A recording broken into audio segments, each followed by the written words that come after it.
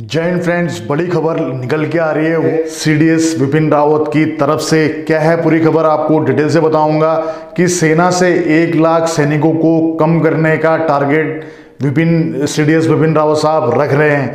तो जो उन्होंने प्रपोजल दिया है पूरी आपको डिटेल से टूथ एंड टेल इस पैटर्न पे चलने की जो उन्होंने बात कही है, क्या इनकी खामियां हैं और किस लिए वो 1 लाख सैनिक कम कर रहे हैं और क्या उनका इरादा है, पूरी जानकारी आपको आसान भाषा में इसी वीडियो के माध्यम से दूंगा। तो फ्रेंड्स, चैनल सब्सक्राइब नहीं किया तो चैनल सब्सक्राइब कर लें, क्योंकि आप लोगों का साथ होना हमारे लिए बहुत ज़रूरी है, जितने भी हमारे सैनिक परिवार हैं या भूतपूर्व सैनिक परिवार हैं।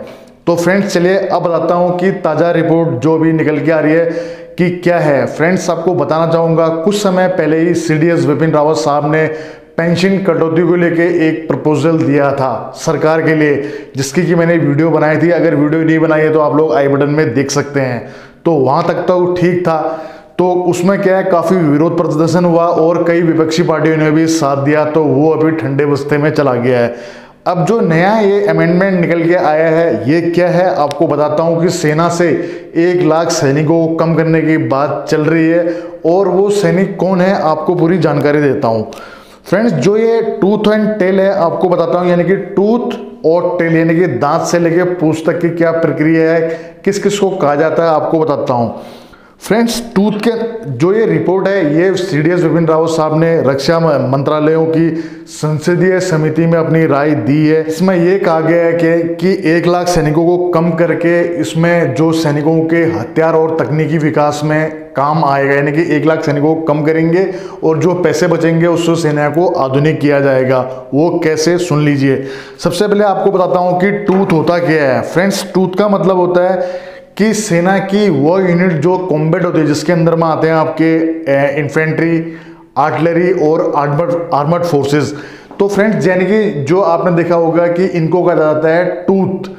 अब टेल क्या होते हैं, जो इन लोगों को गोला बारूद, गाड़ियां या इनको राशन पानी सप्लाई करती हुई वो आ जाते हैं टेल में। यानी कि विपिन रावत साहब का ये कहना है कि टेल यानी कि पूंछ ज़्यादा लंबी नहीं होनी चाहिए, इसको कम करके जो इससे पैसे बचेंगे उसको सेना को आधुनिकीकरण करने के लिए इस्तेमाल में लिया जाएगा। तो आपको बता दूं कि इस टेल के अंदर में कौन कौन आते हैं। जो आप लोग तैयारी कर रहे हो सोल्जर टेक्निकल की, सोल्जर एसकेटी की, तो आप लोगों को बताना चाहूँगा यही नहीं, जैसे आपने देखा होगा कि आपने ईएमई, अब इनका कहना है ये है कि मान लिया जाए कोई गाड़ी टाटा की खराब होती है, तो अभी तक आप कहाँ जाते थे, अपने वर्कशॉप में जाते थे, अपने जो अपना ईएमई का वर्कशॉप होता है वहाँ आपकी गाड़ियाँ, चाहे आप इन्फेंट्री की हो, कोर की हो, वहाँ व्हीकल्स वहाँ रिपेयर होता था।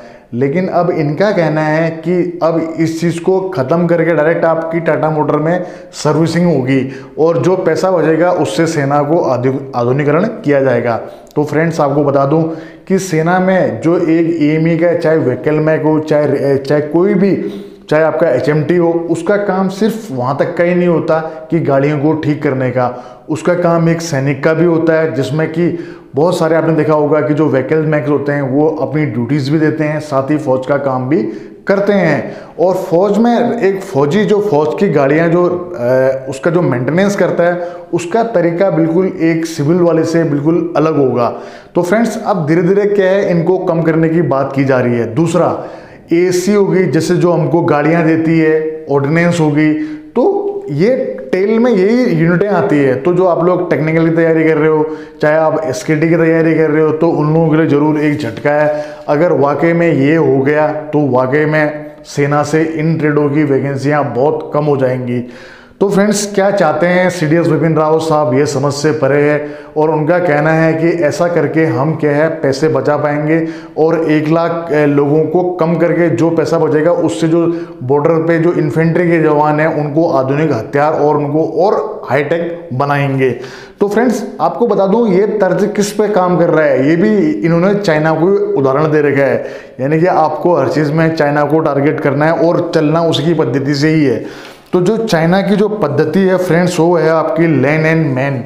यानी कि इसके तहत 80 के दशक में क्या होता था कि चाइना में 45 लाख की उनकी आर्मी हुआ करती थी, जिसको घटा के अब 25 लाख कर दिया है। पिछले 2-3 सालों में इनको 2 लाख और सैनिक कम कर दिए गए हैं। तो सीडीएस बिपिन रावत साहब ने यही तर्क दिया है कि हम भी अपनी सेना को बहुत सारे ऐसे डिपार्टमेंट जिनका काम कम है उनको हटा के जो उनका पैसा बचेगा उनको हम सेना को मॉडिफिकेशन के लिए काम में लाएंगे। तो आप बता दीजिए कि क्या इससे पैसा बचेगा या सेना का मोरल डाउन होगा? जो हमारे भूतपूर्व सैनिक है, सेवारत सैनिक हैं, कृपया अपनी राय जरूर दें। और इस प्रकार से आप पैसे बचाएंगे तो जितनी मैं तारीफ करूं उतनी मैं क्या कह सकता हूं, आप लोग समझदार ही हैं। और फ्रेंड्स, ये तो मैं आपको बताना चाहूँगा कि सेना में चाहे इन्फेंट्री का बंदा हो, चाहे कोर का बंदा हो, सब वो अपने ट्रेड तक ही सीमित नहीं रहते। ये नहीं कि व्हीकल मैक है तो सिर्फ गाड़ी तक ही सीमित रहे, या एसकेटी है तो क्लर्क तक ही सीमित रहे।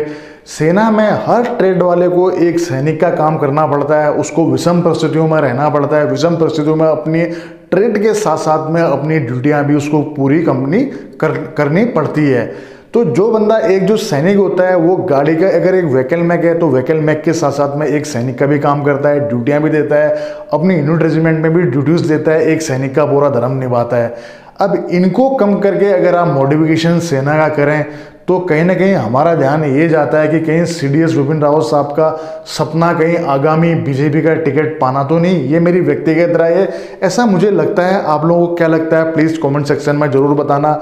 और सेना का आधुनिकीकरण किया जाना बहुत अच्छी बात है। हम भी चाहते हैं कि विश्व की तरह अपनी भारतीय सेना तो वैसे ही मजबूत है, उसको और भी मॉडिफिकेशन होना चाहिए। हम भी चाहते हैं कि अच्छे से अच्छा मॉडिफिकेशन हो, अच्छे से अच्छा इक्विपमेंट मिले, अच्छी से अच्छी ड्रेस मिले, नए आधुनिक इनको हथियार मिले।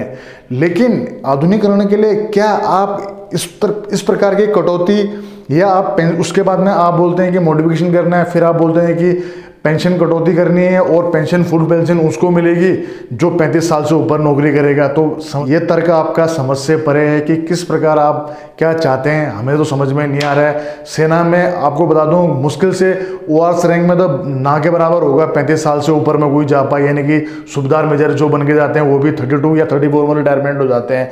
बहुत सारे 75% अधिकारी भी उससे पहले रिटायरमेंट हो जाते हैं। तो 35 साल वाला ना वो समझ से परे है। और क्या सेना को आधुनिक बनाने के लिए सेना को कम करना ये कहाँ का तर्क है, ये भी हमें समझ में नहीं आता। और साथ ही ये जैसे सरकारी संस्थान तो कटौती की जा रही है, जैसे आपको पता लग गया होगा कि एयर इंडिया बिकने की कगार पे है, बीएसएनएल बिकने की कगार पे है, एलआईसी का निजीकरण 10% बॉन्ड उसके बेचने की वो है।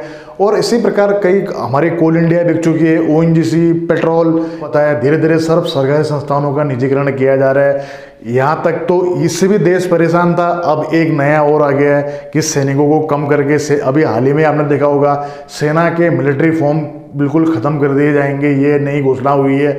आपको बता दूं कि सेना के जो मिलिट्री फॉर्म थे वो सेना को जहाँ भी जो यूनिट्स रहते थे उनको फ्रेश दूध पहुँचाते थे, यानी कि सेना के अंडर में गाय पालना और उनका दूध सैनिकों को ताज़ा फ्रेश दूध उनको मिलता था। लेकिन अब लग रहा है कि टिंड वाला दूध यहाँ तक मिलेगा, यानी कि अब सेना प्रोडक्शन नहीं करेगी, किसी कंपनी को टेंडर दे दिया जाएगा, बड़ी बड़ी कंपनियों को, और वो अपना डिब्बा बंद दूध देंगी।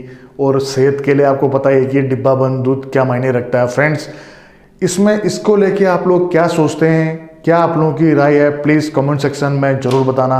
आपके कमेंट्स का वेट करूंगा। दीजिए अपने भाई को इजाज़त। जय हिंद, वंदे मातरम, भारत माता की जय।